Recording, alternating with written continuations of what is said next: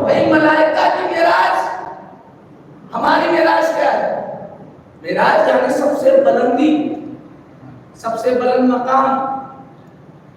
ہر انسان جو کر رہا ہے نیک اعمال کے طور پر، اس کی ایک ہی خواہش ہے، وہ کیا چاہتا ہے کہ مجھے جنت میں جانے کو ملے۔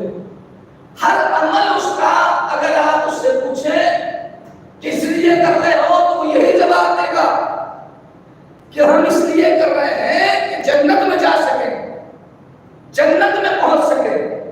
لیکن ادھر ملائکہ فرش عذاب پر جنت چھوڑ کے آ رہے ہیں، یعنی ملائکہ جنت چھوڑ کر آ کر ہی بتا رہے ہیں کہ تمہاری معراج وہاں تک پہنچنا ہے، ہماری معراج یہاں تک پہنچنا ہے۔ یاد رکھیے گا دینوں، آپ کو امام حسین کی مجلس اور فرش عذاب کی صورت میں اللہ نے دنیا میں ہی جنت کا ایک ٹکڑا دے دیا۔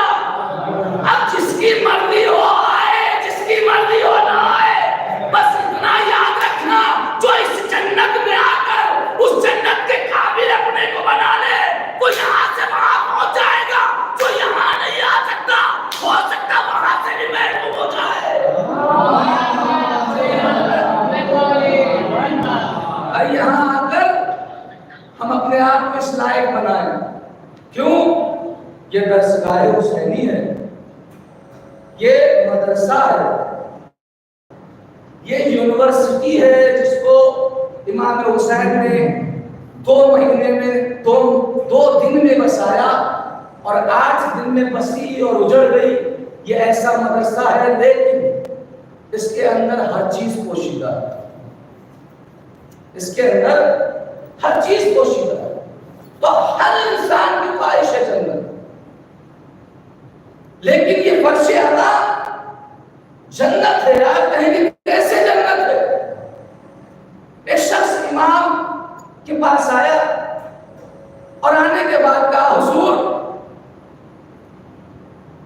مجھے دعا کیجیے میرے لیے کہ میں جنت میں جاؤں۔ امام کے پاس آیا، معصومین کے پاس، ہمارے امام کے پاس آنے کے بعد کہا اس نے کہ مولا میرے لیے دعا کیجیے کہ میں جنت میں چلا جاؤں۔ امام نے اس کی طرف دیکھا، یہ ہوتی ہے کم معرفت، اور جسے معرفت ہوتی ہے فضل امامت میں ایسی باتیں نہیں کرتا۔ امام سے کہا میرے لیے دعا کیجیے میں جنت میں چلا جاؤں۔ امام پلٹ کر اسے جواب دیتے ہیں تجھے جنت جانے کی ضرورت ہے، تو جنت میں بیٹھا ہے۔ ریاضی کو غور نہیں کیا، امام کی خدمت میں بیٹھا، جس مقام پہ بیٹھا جہاں امام بیٹھے وہ جگہ مسجد، ایک امام بیٹھا تھا وہاں۔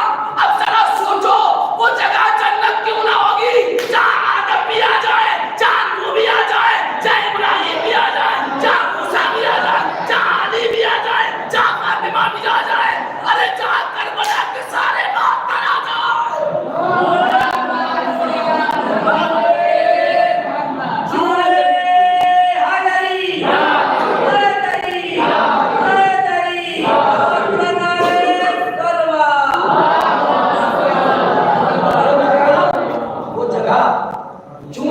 امام نے کہا کہ تو جنت کے لیے دعا کرا رہا ہے، بلکہ تو جنت میں بیٹھا ہے، کیا مقصد